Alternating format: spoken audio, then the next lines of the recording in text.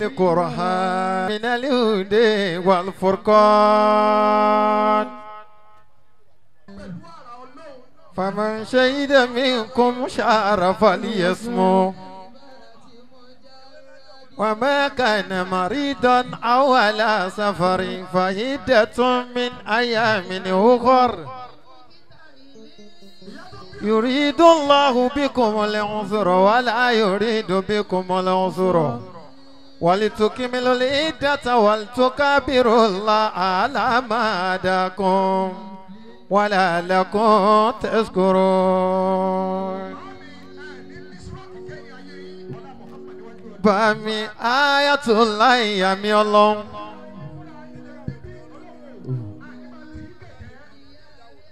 Àgbáyé mi Amiolohun. Oyún inú kan dábàá báwọn pé Amiolohun ni.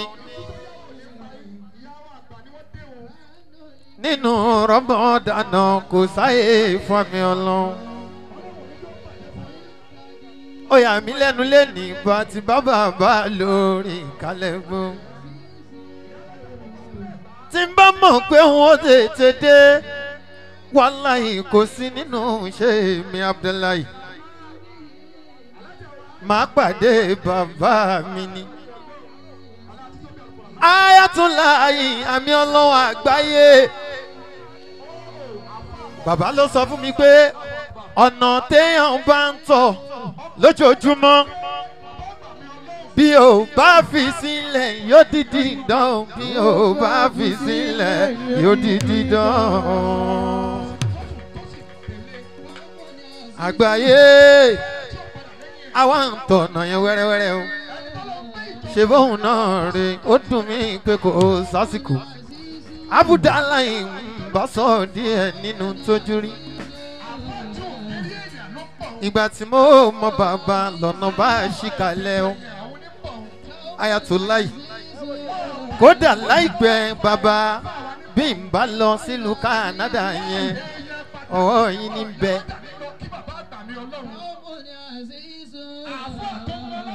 Àkọ́kọ́ wálímọ̀ nílùú Canada bàbá ló lọ gba kí n fáwọn ọmọ níbẹ̀ o ṣùgbọ́n wọ́n ti forúkọ sínú pósítà. Wọ́n ti fi fọ́tò sínú pósítà bójú ò ṣe ní ìtìmí ó dùn ó bàbá.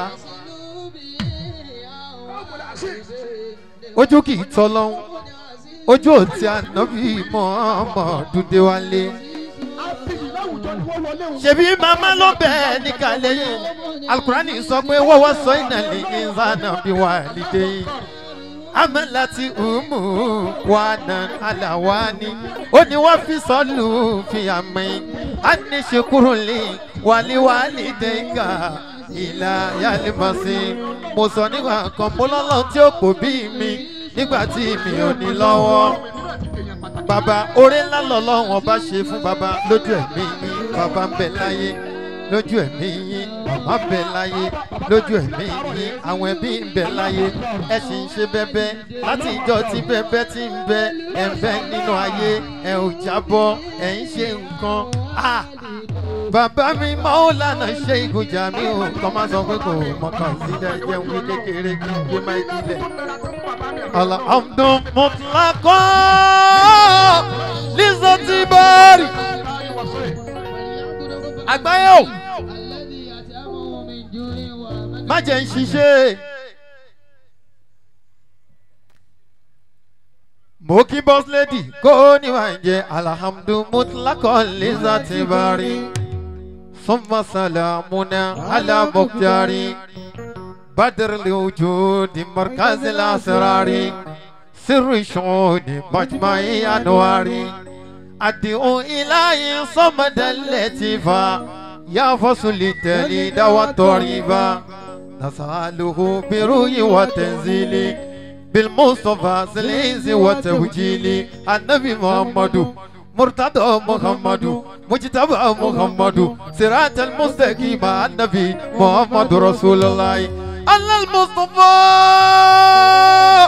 صلوا على خير أمتي وصلوا عليه مجمعا ومفردا نبي أتى بالنور من نور ربي ونور رسول الله على وأمجدي أتى والورجاء وشرف اليزين وبدر التجالي في السماء وتمارد محمد نجم الحق قمر ملامع بشير نصير محسن زكى عمد ولولاك يا طه وما كنت ذاكرا فياسين حبيب الله محمد أنا محمد مرتضى محمد gbogbo fans club ẹ yorùbá nàbí muhammadu olùfàlàṣíà tún kẹ́sì àtúnlá kí wọ́n dẹ̀wù lìzákà tànà kọ́sùmá wọ́n mú kọ́sùmá fọ ayú jẹ́mi rusuli ayú muhammadi fọmìnì wílẹ̀yìn kùlùsẹ̀lì muhammadu anabi muhammadu kùlùbù jẹ́mi ìlẹ́kàlkì oní fàlàṣíà tún kẹ́sì àtúnlá kí wọ́n dẹ̀kù.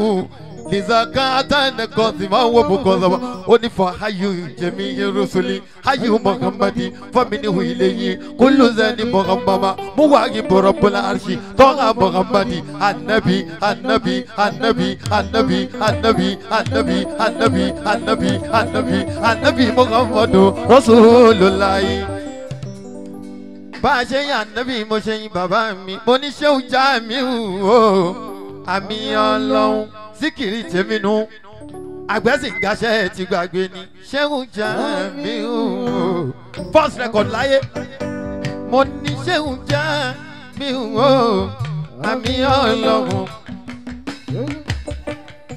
mo ní Sheikh Jamiu àmì ọlọ́run ẹni tán lọ́hùn fẹ́ kò ṣe bínú sí mo ṣe bí ẹ nígbà yẹn ni. ẹni tán lọ́hùn yan kó ṣe yan lòdì Sheikh Jamiu àmì ọlọ́run gbé Sheikh Jamiu àmì ọlọ́run mo ní Sheikh Jamiu àmì ọlọ́run ẹni tán lọ́hùn fẹ́ kò ṣe bínú sí mo ní ẹni tán lọ́hùn yan kó ṣe yan lòdì. Sheikh Jamiu àmì ọlọ́run. Sọ́mà ìjàdí ni Ayatollah Shamsul Huda yáàdì náà tariqatuhum wa kam dalilatuhum madrurun.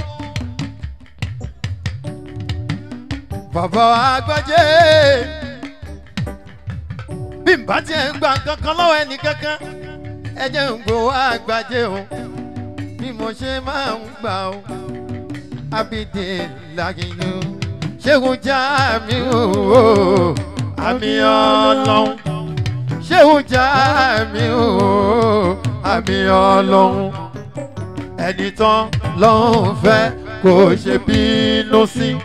Mo ní ẹni tán ọlọ́run yan kó ṣe yan lòdì Sheikh Jamiu ẹ wá wálé àmì ọlọ́run mo wá tún change ẹ̀ nínú second record mo ní lẹ́lẹ́ o lẹ́lẹ́ ló ń fẹ́ o lẹ́lẹ́ ló ń fẹ́ Àjàdí Jamiu tó fi dáwù sàṣànù sí òpèjì bàbá o bàbá kú ọdún o bàbá kú ọdún Àjàdí Jamiu o.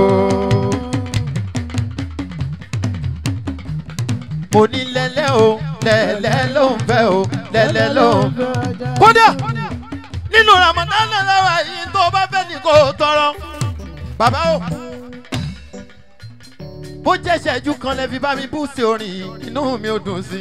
Wàláhì tàláhì fa ẹ̀jẹ̀ kan tó rí nínú gbogbo ayé. Bẹ́ẹ̀ bá ti mú mi ò ní kí bàbá ó dìde mi ò dẹni kí wọ́n ò mọ̀ bọ́ níta. Bí bàbá ṣe ń jọ yẹn ẹ bá mi mú bó jẹ́ ìṣẹ́jú kan ṣo. Ẹ bá mi bú sí ẹ torí Ọlọ́run ọba sọ pé lẹ́lẹ́ o lẹ́lẹ́ ló ń fẹ́ o lẹ́lẹ́ ló ń fẹ́. Òbí dáwù sàṣànù sí òpèjì bàbá o bàbá kú ọdún Àjàdí Jamiu ó yẹ ẹ sọ pé lẹ́lẹ́ o lẹ́lẹ́ o lẹ́lẹ́ ló ń bẹ́ o lẹ́lẹ́ ló ń bẹ́ Àjàdí Jamiu tó fi dáhùsá Sànúsí Ògbèjì bàbá o bàbá kú ọdún o bàbá kú ọdún Àjàdí Jamiu ó yá sọ wípé àmì Ọlọ́run ní bàbá àmì Ọlọ́run ní bàbá wa àmì Ọlọ́run ní bàbá gbogbo fans club ẹ ò gbọ́ ohun tí mo wí àmì Ọlọ́run ní bó ń ṣe wá sí nílẹ̀ yìí lókè òkun àmì Ọlọ́run ní bàbá sọ pé ó yá lẹ́lẹ́ o lẹ́lẹ́ ló ń fẹ́ o lẹ́lẹ́ ló ń fẹ́ Àjàdí Jamiu tó fi dáhùsá Sànúsí Ògbèjì bàbá o bàbá kú ọdún o bàbá kú ọdún Àjàdí Jamiu ó yẹ ẹ sọ wípé ó yá yá ó yá yá rárá má ti rúṣà ti yá bàrà bọ́ kọ́lá ìyá ṣe ìyá ṣe. Zediya Maulana Sheikh Ibrahim Abdullahi Sheikh. Tóra yẹ táwa yìí bàbá wa àgbà Sheikh Jamiu Amiolohun ọba. Bàbá yìí ẹgbẹ́ wọn rọ̀ wọn kì í kánra ló ń fa sábàbí tá a fi ń wá lọ́dọọdún oní ìmọ̀lẹ̀ àjíyà àgbáyé Àjàdí mo wá wá. Sheikh Jamiu Amiolohun Alájàdí mi Sànúsí kò sásìkò púpọ̀ ni àmọ́ ẹ̀jẹ̀ ń fi Jamiu kí Jamiu kí n fàlì yọ fáwí kí n fi kíkì sí wí oní ìmọ̀lẹ̀ àjí àgbáyé bàmí Sheikh Jamiu Sheikh Jamiu Bilala bàbá ni wá fi garbi ardillahi kuntu amirahum. كذلك شرق الأرض ذات القضية أنا الواحد الأفراق من دون خلطتي وصلت بهم بالله شيخ طريقتي أنا جوهر الأكمام غوث البرية وكل عباد الله تحت رعيتي أنا الكاف والنون كل بقدرتي ولا زال في الكسلان كسب ولاية Sheikh Jamiu Bilala bàmí Àjàdí Sheikh Jamiu mi Sànúsí ẹ jẹ́ n wọnú tírà kan tí mo ṣe fún bàbá mi Àjàdí o nínú tírà mi tí mo ṣe fún bàbá mi Àjàdí Sànúsí bàbá nítorí Ọlọ́run ọba àwọn ọmọ là ń gbé yín dìde o àwọn olólùfẹ́ yín là ń gbé yín dìde o èyí tí mo fẹ́ kọ yìí ẹ bá ń bú ṣe torí oníṣẹ́ ńlá Muhammadu bá Fatima ọlọ́gbé ẹ bá ń kí ìmọ̀lẹ̀ tó ṣe pé kì í ṣe gbé ìmọ̀lẹ̀ ṣẹ̀ṣẹ̀ dé ìmọ̀lẹ̀ àwọn ènìyàn náà mà ní. Sheikh Jamiu Amiolohun tó ṣe pé kì í ṣàgbé ìmọ̀lẹ̀ ẹsẹ̀ àìsàn lẹ́ àwọn ènìyàn náà mà ní. Sheikh Jamiu bàbá mi àgbà Alájàdí mi Amiolohun gángan rè tó bá ń pa mí àmìrè ó sọ pé ẹ bá ń kí ìmọ̀lẹ̀ tó ṣe pé ìṣẹ́gbẹ́ ìmọ̀lẹ̀ ṣẹ̀ṣẹ̀ dé ìmọ̀lẹ̀ àwọn ènìyàn náà mà ní. Sheikh Jamiu Amiolohun ẹ bá ń kí ìmọ̀lẹ̀ tó ṣe ìṣẹ́gbẹ́ ìmọ̀lẹ̀ ṣẹ̀ṣẹ̀ dé ìmọ̀lẹ̀ àwọn ènìyàn náà mà ní. àgbáyé oní ìmọ̀lẹ̀ mo ti dé orúkọ Ọlọ́run mo fi ṣáájú tó rẹ́ni Ọlọ́run ni mo Ọlọ́run ṣàlẹ̀ ẹ̀ṣà tó jórí jẹ́jẹ́ òfun níwà tútù tàbí rí kòjó kan bá a mọ̀ kí ló jíṣẹ́ fún àyà tún mí ní àyà tìlà Sheikh Jamiu Amiolohun ẹ bá ń kí ìmọ̀lẹ̀ kì í ṣẹgbẹ́ ìmọ̀lẹ̀ ṣẹ̀ṣẹ̀ dé ìmọ̀lẹ̀ àwọn ènìyàn náà mà ní.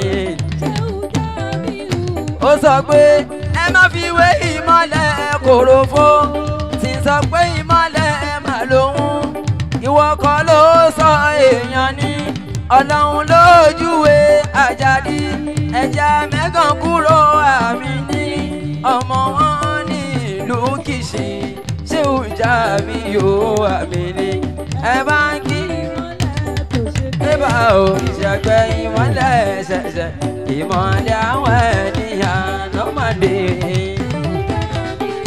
ẹja ṣe báyìí ẹni ọlọ́run fẹ́ ni ẹ má dìtà ẹni ọlọ́run fẹ́ ni ẹ jẹ́ ká gbà ẹ má sọ pé ẹ ó dìtẹ̀ Sheikh Jamiu Alájàdí ògo tó ti tàn táyé òní ẹni ọlọ́run fẹ́ ni ẹ jẹ́ ká gbà fún ẹ má sọ pé ẹ ó dìtẹ̀ mọ́ Sheikh Jamiu Alájàdí ògo tó Màmí Àgbájé ó sọ wípé ẹni ọlọ́run fẹ́ ni ẹ jẹ́ ká gbà fún Alájàdí ó sọ pé o ìwájú ló wà látàtà náà Sheikh Jamiu ẹ ti bẹ̀ wájú ẹni wá sẹ́yìn mọ́ lọ́la wọn dùn bá